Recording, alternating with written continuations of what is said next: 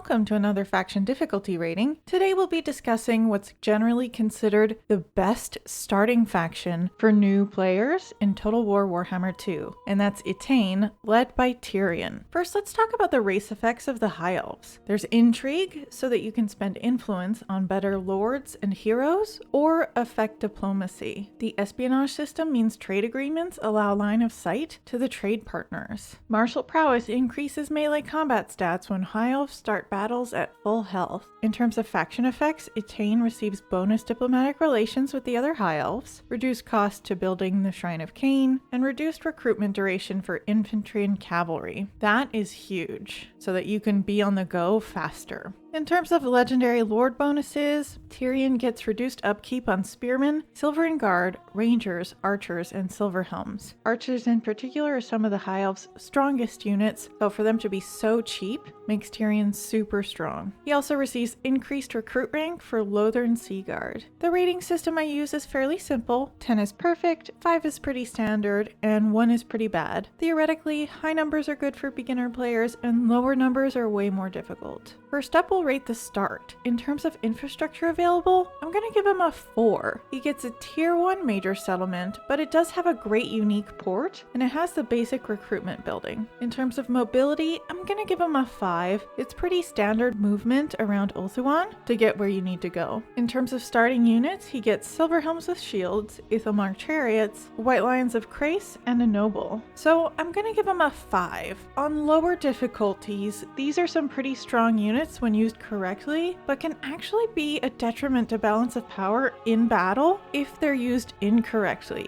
because they have a lot of value. In terms of starting battles, I'm gonna give him a 3. Dark Elves are a pretty hard enemy to fight at the beginning because of all the armor piercing, so your strongest unit, Tyrion, gets weakened by them fairly easily. But the High Elves do outrange the Dark Elves, so this is where archer spam really shows how powerful it is. It is also a trap to fight that first battle immediately because they have more units than you, so it's safer to hold back and recruit a bunch of archers before attacking them. Average these out and you get a start rating of 4.25. The start is more difficult than some, but once you get past your first few turns, it becomes way easier. Next, we'll rate the timing of advancement. In terms of province completion, I'm gonna give him an 8. It's fairly quick if you're recruiting archers efficiently and moving on to the next city. In terms of availability of a sack city, I'm gonna give him a 9. You could stay and sack the last city in your province, or head over to Grom, or one of the weaker High Elf factions that hate you anyway, and sack them to get Tyrion leveled up.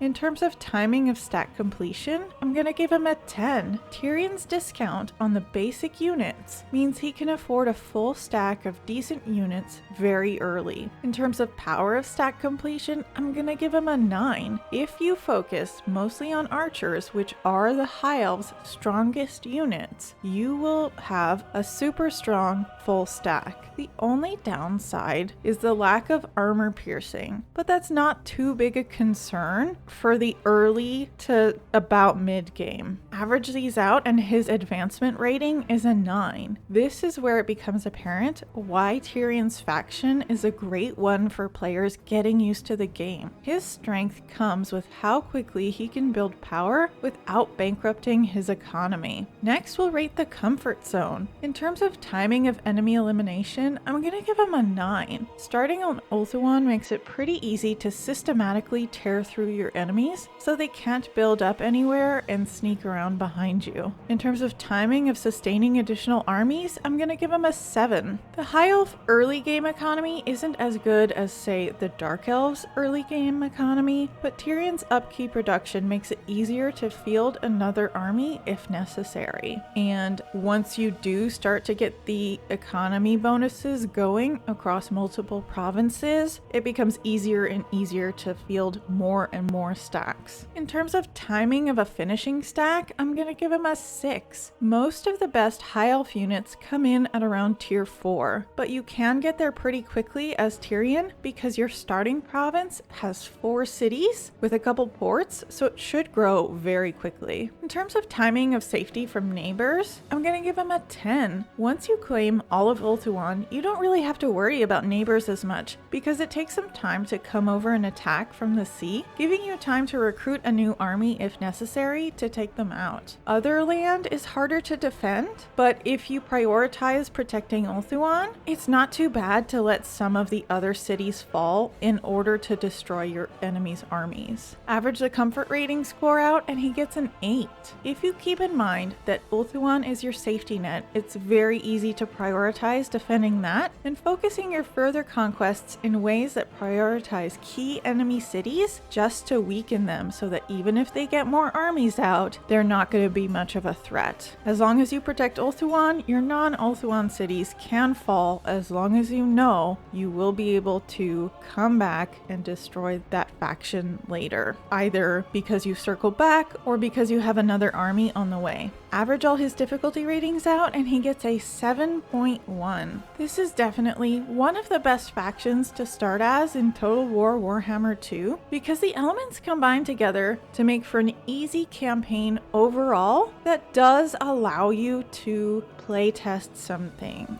The beginning can be tough, but it's not unbearable, so it gives you as a player the experience you need to overcome obstacles and then just build upon what works for you. Some additional notes on Tyrion and Eataine. In terms of rights and abilities, High Elves have some of the most valuable rights that can be used strategically to make sure you get what you need. Invocation of Vol is excellent to get Siege Attacker if you don't have artillery, for example. Invocation of Hoeth increases your mage power, and mages are some of the strongest units in the game. The other 2 rights that Tyrion has are also very strong. They can really be used effectively in many scenarios to help your campaign. In terms of confederation, Tyrion is the best at confederating the other High Elves because he has that bonus relation status with them. So you can get all the key legendary lords fairly quickly and secure a large amount of land to get your economy going. In terms of special strategies, you can send your noble to find Teclis if you want to confederate him before he dies, and you might also have time to swing by Imric to get him too, since Imric has been surviving a bit longer these days. My summary of the Eataine campaign led by Tyrion. High Elves are a very strong race, but they do take some time to get off the ground. Luckily, as Tyrion, his strength begins even earlier so that you can speed up when you start to steamroll your opponents. Eataine is part of the base game, but High Elves definitely benefit at least from the Queen and the Crone DLC if you can get it.